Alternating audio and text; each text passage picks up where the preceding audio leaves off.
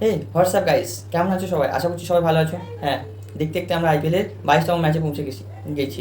আজকের হচ্ছে তোমার চেন্নাই ভার্সেস কলকাতা। হ্যাঁ, আমাদের কলকাতা। এটা হচ্ছে 22তম ম্যাচ হতে চলেছে। চেন্নাই মাঠে খেলা হবে। তো আজকে কি এমএস ধোনি খেলতে চলেছে, আর কলকাতা কি তাদের টিমের পরিবর্তন হবে, এই সবই জানতে হলে ভিডিওটা পুরো দেখো। এবং শেষে আমি ম্যাচ প্রেডিকশন বলে দেবো, কে জিততে চলেছে, পিচ রিপোর্ট কী, এই সবই ম্যাচ নিয়ে ডিটেলসে আলোচনা হবে। তো চলো শুরু করা যাক, বেশি কথা না বলে। প্রথমে বলি, খেলাটা হতে চলেছে চেন্নাই মাঠে, অর্থাৎ চেন্নাই তাদের ঘরে মাঠে খেলতে চলেছে। Chennai versus Kolkata. Weather update, কোনো রকম বৃষ্টি হওয়ার সম্ভাবনা নেই ভাই। এখানে 33 ডিগ্রি সেলসিয়াসের কাছাকাছি তাপমাত্রা থাকবে, আর বৃষ্টি হবে না, অর্থাৎ পুরো ম্যাচ হতে চলেছে। এটা একটা ভালো খবর। তারপর যদি বলি পিচ রিপোর্ট, পিচ রিপোর্ট তোমার এখানে একটা সময় ছিল ভাই, এখানে স্পিনাররা ডমিনেট করতো, অর্থাৎ এখানে একটা লো স্কোরিং ম্যাচ দেখা যেত, খুব একটা হাই স্কোরিং ম্যাচ হতো না। কিন্তু গত 2 বছর ধরে এটা পাল্টে গেছে, পিচের পুরো সম্পূর্ণ রূপ যেন পাল্টে গেছে। এখানে এখন হাই স্কোরিং ম্যাচ দেখা যায়, বোলাররা খুব একটা সুবিধা পায় না। ঠিক আছে, এই হচ্ছে পিচ রিপোর্ট। তুমি যদি পুরনো রেকর্ড দেখো তাহলে দেখবে যে এখানে তো লো স্কোরিং ম্যাচ হতো, কিন্তু এখন 2 বছর ভাই সেরকম কিছু নেই। ঠিক আছে, পিচের টোটালি পরিবর্তন হয়ে গেছে, চেন্নাইয়ের পিচ বলতে পারো। এখন এখানে ভালোই আর কি রান হয়, এটা একটা ব্যাপার। এটাও কিন্তু একটা চেন্নাইয়ের জন্য সমস্যা। চেন্নাই কী জানো তো ভাই, চেন্নাই আগে তাদের মিডিলে যখন বিপরীত টিম ব্যাট করে, মিডিলে স্পিনার দিয়ে বিপরীত টিমকে ফাঁসিয়ে ফেলতে পারতো। ঠিক আছে, কিন্তু এখন না সেটা হয় না, এখন এটা হয় না। এটা চেন্নাই ম্যানেজমেন্ট, চেন্নাই ক্যাপ্টেনকে সেটা বুঝতে হবে, যে হোম অ্যাডভান্টেজের ব্যাপারটা থাকে না, সেটা আগে ধোনি খুব সুন্দরভাবে, ধোনির মতো তো ক্যাপ্টেন আর কেউ নেই ভাই, ওরকম স্পিনার যে কাজে লাগানো, সঠিক সময় সঠিক বলার ব্যবহার করা, সঠিক ফিল্ডারকে ঠিক জায়গায় দেওয়া, এইসব ধোনির থেকে ভালো কেউ করতে পারেন আর পারবেও না, এটা বলে দিতে পারি, এখন সবাই জানে এটা। তো যাই হোক, কিন্তু এই মুহূর্তে এই সময় দাঁড়িয়ে চেন্নাইয়ের পিচ সেরকম না, স্পিনাররা সেরকমভাবে সুবিধা পাচ্ছে না। একটা সময় ছিল যে তোমার প্রথমের দিকে ব্যাটাররা রান করলে খেলা যত গড়াতো, মানে সেকেন্ড ইনিংসের দিকে পিচ স্লো হয়ে যেত, ব্যাটে বলে ঠিক কানেক্ট হতো না, বল পড়ে থেমে যেত আর কি। সেইটা এখন আর হয় না। আগে দেখা যেত সেকেন্ড ইনিংসে ব্যাট করতে গেলে কিন্তু তোমার সেই টিম হেরে যায়, প্রথম ইনিংসে ব্যাট করলে, মানে ফার্স্ট ব্যাট করলে সেই টিম জিতে যেত, এটা আগের দেখা যেত। ওই জন্য খেলা যত গড়াতো পিচ স্লো হয়ে যেত। এইসবগুলো পুরনো রেকর্ড, এই পুরনো রেকর্ড দেখে এখন ফাঁসবে না ভাই, এখন টোটালি চেঞ্জ হয়ে গেছে, তাই জন্যই আমি এগুলো বলে দিচ্ছি।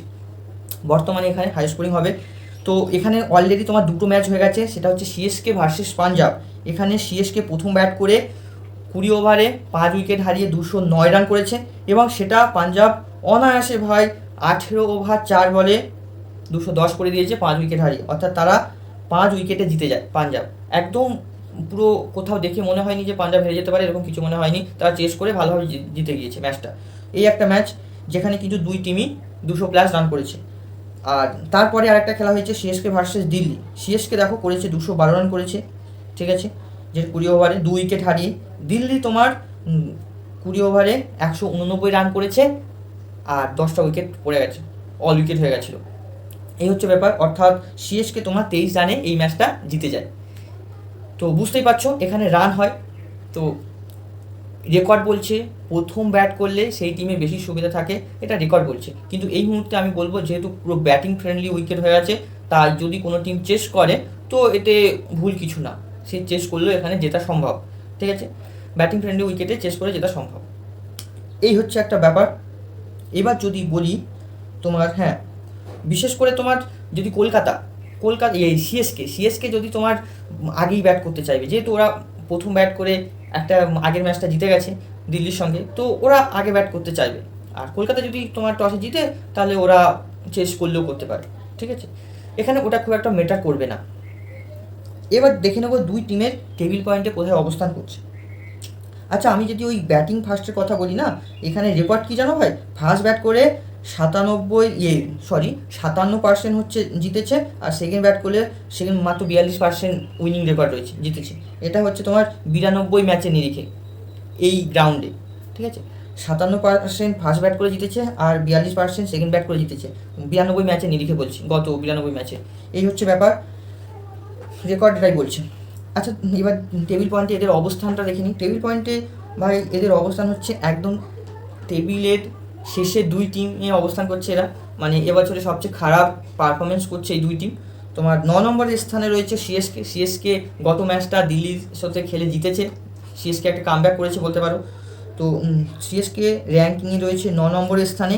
4টে ম্যাচের মধ্যে একটা জিতেছে আর 3টেই হেরে গেছে, একটা জিতে 3টে হেরে গেছে, 2 পয়েন্ট নিয়ে তারা 9 নম্বর স্থানে রয়েছে টেবিল পয়েন্টে।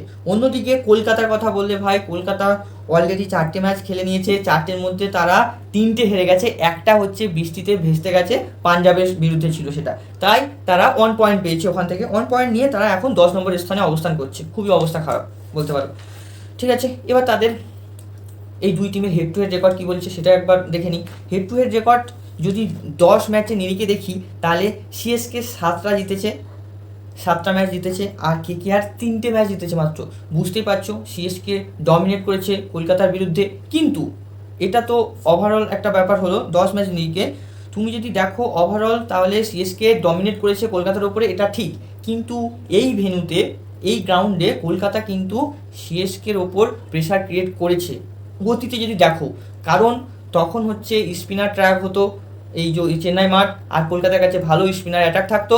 সিএসকে যদি ওই সময় কেউ কোনো টিম ফাঁসাতে পারতো, চ্যালেঞ্জ জানাতে পারতো, সেটা কলকাতার টিম।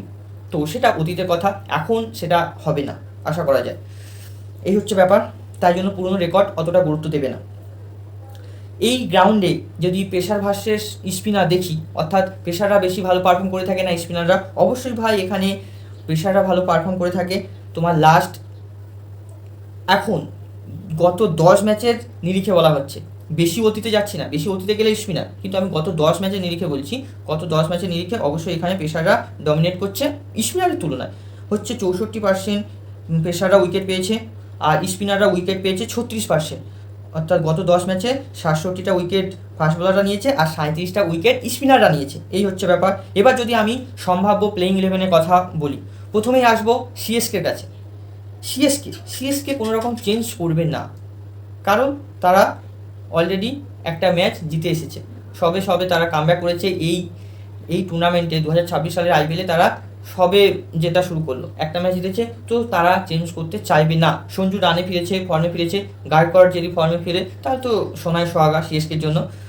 আর একটা বেশি ইম্পর্টেন্ট চেঞ্জ হতে পারে, এটা আমরা সবাই চাই যে চেঞ্জ হোক, MS ধোনিকে আমরা সবাই দেখতে চাই। MS ধোনিকে সবাই দেখার জন্য অধীর আগ্রহে অপেক্ষা করছে সবাই। আজকের আশা করছি MS ধোনিকে সবাই দেখতে পাবো। তো জানি না ভাই মানুষটাকে কবে খেলতে দেখতে পাবো। আশা করি হোপফুলি আজকে যেন তাকে আমরা প্লেইং 11-এ দেখতে পাই। দর্শকরা মরিয়া হয়ে অপেক্ষা করছে তাকে খেলার মাঠে দেখার জন্য।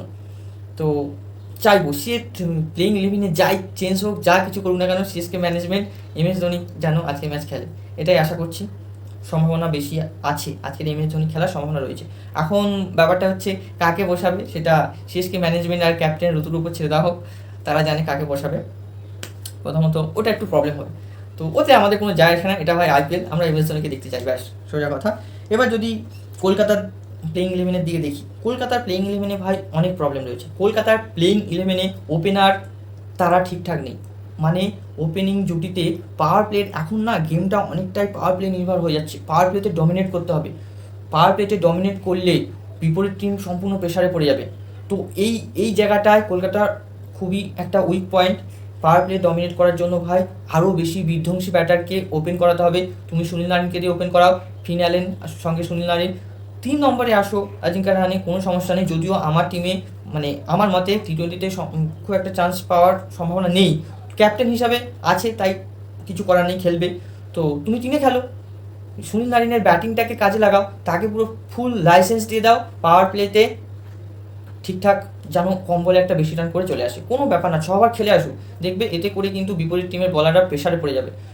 তো এটা করা উচিত। দ্বিতীয়ত তাদের বলিং অ্যাটাক ঠিকঠাক চুজ করা খুবই ইম্পর্টেন্ট। বোলিং ডিপার্টমেন্টটাকে ভালো করতে হবে ভাই কলকাতা, তোমাদের জন্য বলছি বোলিং ডিপার্টমেন্ট ঠিকঠাক করো।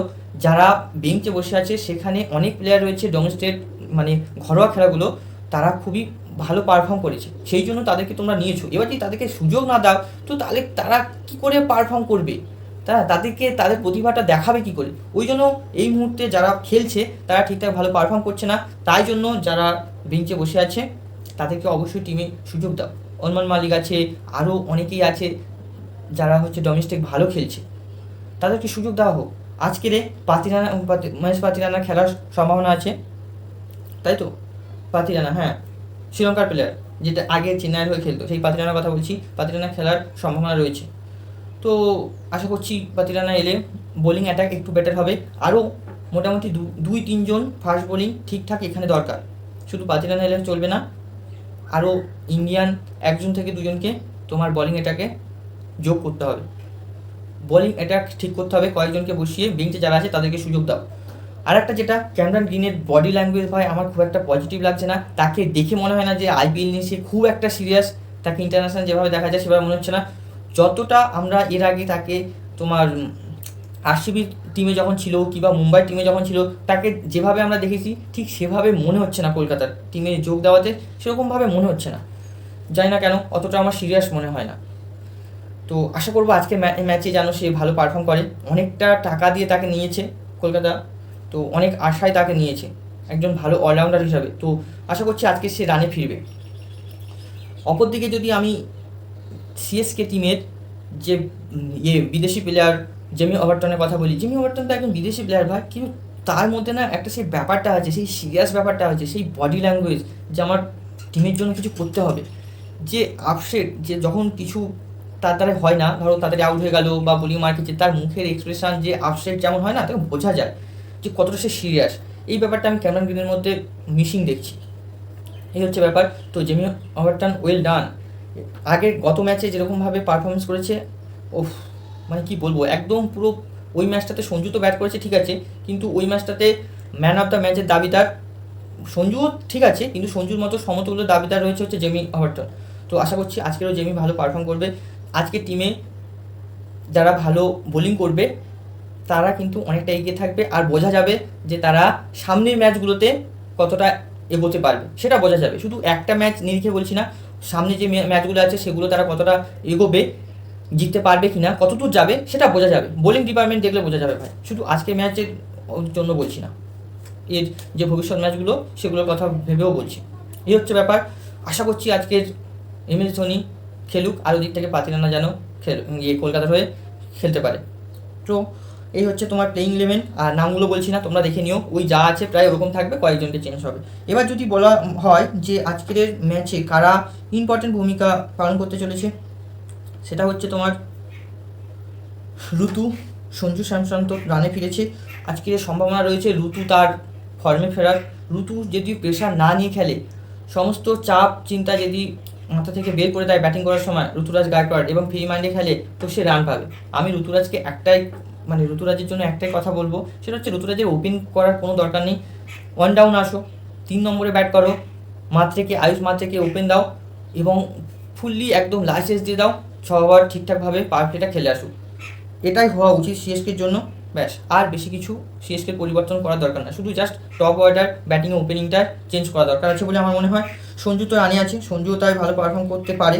Ayush Mhatre, Brevis, Shivam Dube, Jamie Overton তো অবশ্যই ভালো অলরাউন্ডার। ব্যাটিং বোলিংয়ে যদি ব্যাটিংয়েও সুযোগ পায় সে ভালো কিছু করে দেখাবে, আর আশা করি বোলিং তার কনফিডেন্স হাই লেভেলে আছে, বোলিংও ভালো করবে আশা করা যায়। আর অনসুল কম্বোজও ভালো বোলিং স্পেল করতে পারে আজকে। এবার যদি কেকেআরের দিকে দেখি, ফিন অ্যালেন আর রঘুবংশী।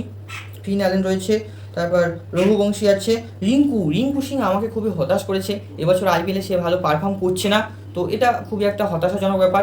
আমি কেকেআর ম্যানেজমেন্টকে এটাই বলতে চাইবো যে রিঙ্কুকে অত নিচে খেলানোর কোনো প্রয়োজন নেই। কেকেআর ভাই লোগো, তোমরা রিঙ্কুকে কেন এত নিচে খেলাচ্ছ? অবশ্যই 4-5-এর মধ্যে খেলানোর চেষ্টা করো, রিঙ্কুকে উপরে খেলাও। ক্যামেরন গ্রিনকে দরকার হয় নিচে চলে আসো, ক্যামেরন গ্রিন একটা প্রপার অলরাউন্ডার, আর রিঙ্কুর কাছে সব রকমের খেলা আছে ভাই। ক্যামেরন গ্রিনকে যদি তুমি 6-5-এ খেলাও তাতে কোনো সমস্যা হবে না, রিঙ্কুকে ভালোভাবে ব্যবহার করো, রিঙ্কু সিং।